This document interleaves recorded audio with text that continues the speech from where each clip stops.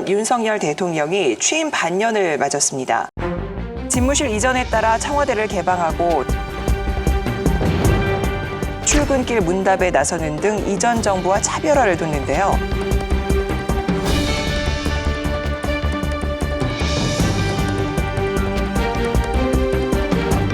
자, 윤 정부의 지난 6달 어떻게들 평가하실까요? 지지율이 지금 30%대 아닙니까? 네. 근데 지금 6개월이 지났단 말이죠. 네. 5년 중에 6개월이면 이제 10분의 1입니다. 저는 대학 교수 출신이다 보니까 이제 학기로 치면 이제 첫 두 주는 오리엔테이션 기간이거든요. 그러니까 실제로 거기에 대한 평가는 중간고사 기간에 이루어지게 됩니다. 그러니까 이번 같으면 아마도 2024년에 열리는 총선이 바로 그 시험을 치는 그 기간일 겁니다. 총선에서 그 결과가 나오게 되면 아마 더 분명해지지 않을까 저는 그렇게 생각합니다. 일단 지지율은 성적표거든요. 뭐 30%면 솔직히 낙제점이죠. 일단은 제가 그 이유들을 몇 가지 좀 짚어보겠는데 일단 이념이 너무 과거지향적입니다. 그러니까 지금 보면 자유를 얘기를 하는데 그게 옛날 말하다는 그때 자유는 공산주의에 반대하는 그 반공이에요. 그게 너무나 명확하게 드러나다 보니까 일단 중도층들이 다 떠나버린 겁니다. 두 번째는 뭐냐면 최초로 이번에 뭐가 붙었냐면 대선 때 20대가 보수 정당하고 결합하는 현상이 있었거든요. 그런데 이준석 대표를 내친 거예요. 그러니까 20대 남자들이 다 떨어져 나가버린 거죠.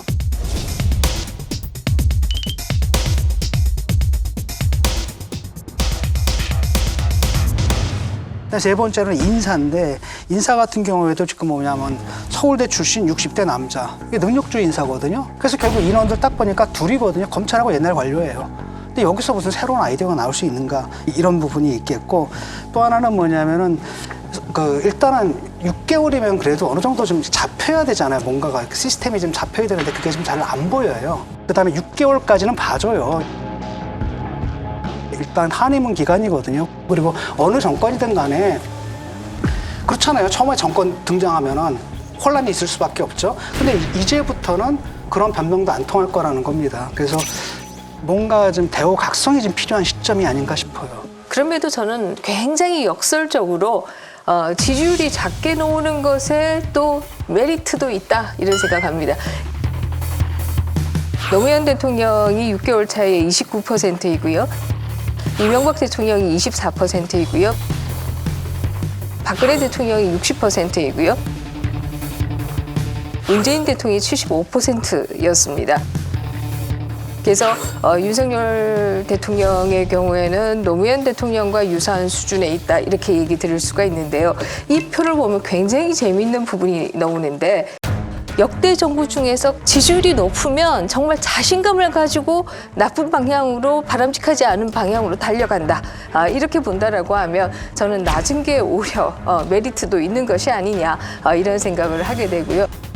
결국 6개월의 여론조사 지지율의 성적표라고 하는 것은 점수가 높은 것과 낮은 게 어느 것이 더 좋은 것이냐 이것을 일괄적으로 얘기하기는 쉽지 않다. 다만 정치인이기 때문에 좀 더 다양한 국민들의 지지를 받기 위해서 노력해야 된다. 이것에 대해서는 동의합니다. 그게 지지율에 좀 속으면 안 되는데 노무현 대통령 같은 경우에는 그때 뭐가 있었냐면 이제 친노 그룹이 부상을 하면서 전통적인 민주당 지지 세력인 호남 세력과 결별을 하게 되거든요. 그 가운데서 고립된 측면이 있습니다. 그게 이제 나타난 거고 이명박 대통령은 그 광화병 촛불 집회가 있었던 거죠. 그래서 이 두 사건은 아주 특별한 계기가 있었는데 이번 정권 같은 경우는 그런 계기는 없었거든요. 그렇게 말씀하시면 다 처한 상황이 있어요. 지금 전 세계적으로 지도자들이 지지율이 높지 않습니다. 왜? 경제가 어렵기 때문에. 경제가 어려운 가운데 지지율이 잘 나오지 않아요. 이것은 전 세계 지금 공통입니다. 이 지지율 얘기들이 나오시는데 참 이상한 지지율이에요. 대통령이 집권한 이후에 2달부터 넉 달 동안 무슨 일이 터져도 무슨 좋은 일이든 무슨 나쁜 일이든 어떤 일이 있어도 지지율이 거의 똑같아요. 이게 왜 이럴까 제가 생각해 보니까 국민들 마음이 이미 딱 굳어져 버린 생각이 들어요. 그러니까 국민들이 윤석열 대통령을 지지하든 지지하지 않든 이미 이제 더 이상 볼 것도 없다.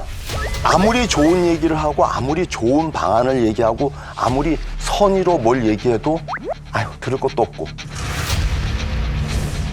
또 아무리 정말 저건 아니지 하는 얘기를 해도 지지하고 그래서 더 이상 좋고 나쁨을 평가할 생각도 하지 않는 상황들이 제가 볼 때는 이 고착된 지지율에 저는 담겨 있다 이런 생각이 듭니다. 문재인 전 대통령도 그랬던 것 같아요. 40%에서 딱 고착이 돼 있었던 것 같거든요.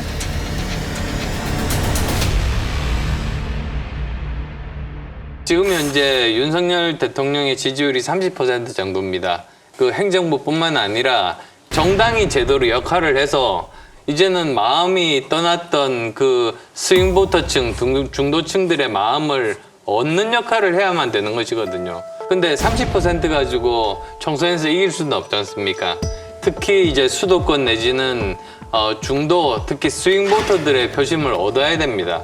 그러려면 이 정당에서 대표가 되는 사람은 지금 현재 윤석열 대통령이 하고자 하는 것을 정책적으로 국회에서 뒷받침함과 동시에 잘못된 부분에 대해서는 제대로 지적을 하는 자기 목소리를 내고 민심을 전달하고 더 좋은 제대로 된 그런 정책들을 내세우는 것 그게 저는 역할이라고 생각합니다. 12월까지 제대로 마무리 짓고 나면 그럼 바로 전당대회를 치를 수 있고 아마도 2월이면 당대표를 뽑을 수 있을 겁니다. 근데 문제는 지금 현재 당무감사가 이제 현재 진행되기 바로 일부 직전입니다. 근데 그 목적은 해서 안 되면 잘라내고 다른 사람으로 바꾸겠다는 그런 의도가 사실 숨겨져 있습니다. 근데 그것 자체가 워낙 시간이 오래 걸리다 보니까 그렇게 되면 그게 한 2달 된다고 치죠. 그럼 4월 아닙니까? 근데 4월 달에는 전당대회를 못 합니다. 왜냐하면 그때 바로 재보궐선거가 있습니다. 2월 달에 뽑히는 게 아니면 오히려 훨씬 더 늦어져서 6월 달에 뽑힐 수밖에 없다. 지금 이 둘 중에 하나의 선택입니다. 그래서 당무감사를 하느냐 안 하느냐 이제 그 문제인데 저는 당무감사하는 것에 대해서는 반대 입장을 갖고 있습니다. 결국 핵심은 이른바 윤석열 대통령을 지지할 수 있는 또 윤석열 대통령을 따라할 수 있는 의원 후보들을 더 많이 누가 더 가져갈 수 있느냐 거기에 관건이 있는 거 아닙니까? 그 국민의힘은? 꼭 그렇지는 않습니다. 네, 왜 그러냐면 현실적으로 제가 한번 설명을 드려볼게요. 옛날에는 사실은 각 그 현역 의원이라든지 또는 당협위원장이 명령을 하면 거기에 있는 당원들이 또는 그때는 대의원들이죠. 다 명령을 듣는 구조입니다. 근데 요즘은 그렇지가 않습니다.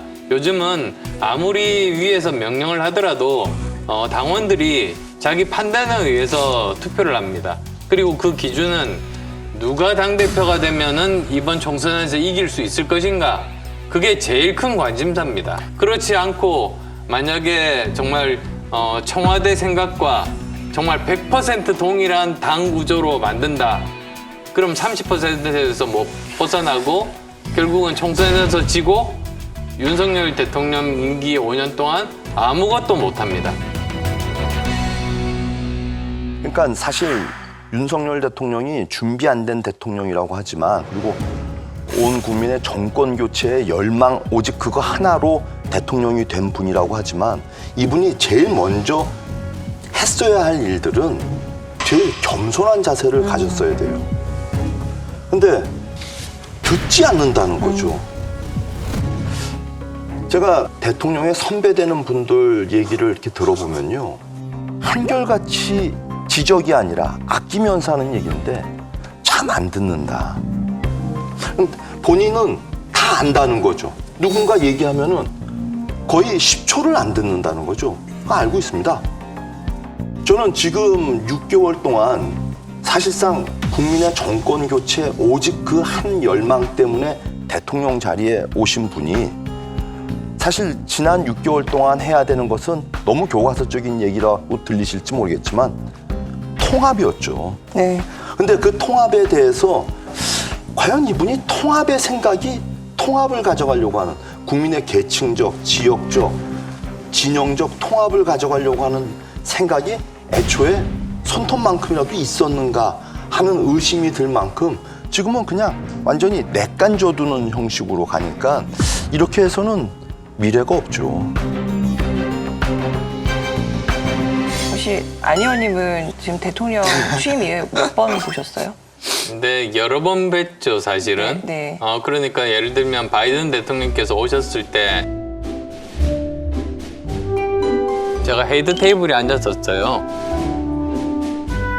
근데 갑자기 윤 대통령께서 일어서시더니 저를 가리키면서 저 사람 때문에 당선됐다고 직접 소개를 시켜주시는 거예요. 제가 너무 약간 당황해가지고 바이든 대통령께 가서 제 소개도 하고 제가 저 펜실베니아 대학교 출신이라고 이야기도 드렸더니 본인이 거기에 대학 교수 4년을 했다고 해서 제가 더 놀랬던 그런 기억도 있습니다. 안 의원님은 영어로 하셨을 거 아니에요? 뭐 당연히요. 네, 근데 대통령께서 알아들으셨는지는 저는 잘 모르겠습니다. 아니 근데 어쨌거나 뭐 쓴소리 같은 거라든가 조언 같은 것도 대통령께 하실 수 있었던 것 같아요. 저는 지금 사실은 하고 있습니다. 네. 왜 그러냐면 예를 들면 민심을 정확하게 전달하는 것, 그리고 만약에 좀 부족한 판단 또는 정책이 있다면 그것에 대해서 과감하게 틀린 점들을 지적하고 더 좋은 대안을 제시하는 것, 그게 저는 여당의 역할이라고 생각하고, 그건 사실 어느 정부라고 할지라도 정부가 성공해야 국민이 성공하고 국가가 성공합니다. 저는 그런 뜻에서 말씀드리는 겁니다.